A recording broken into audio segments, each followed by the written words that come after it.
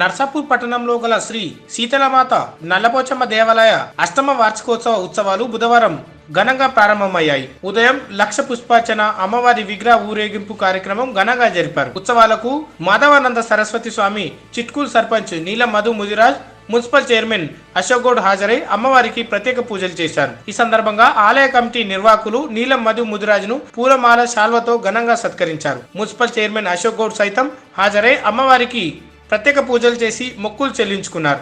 గురువారం ఉదయం చండీ యాగం, బోనాల ఊరేగింపు నిర్వహిస్తున్నట్టు ఆలయ నిర్వాహకులు తెలిపారు. పట్టణంతో పాటు మండలంలోని ఆయా గ్రామాలకు చెందిన ప్రజలు, భక్తులు పెద్ద సంఖ్యలో హాజరై అమ్మవారిని దర్శించుకొని పూజలు చేశారు. ఈ కార్యక్రమంలో ఆలయ కమిటీ నిర్వాహకులు తదితరులు ఉన్నారు.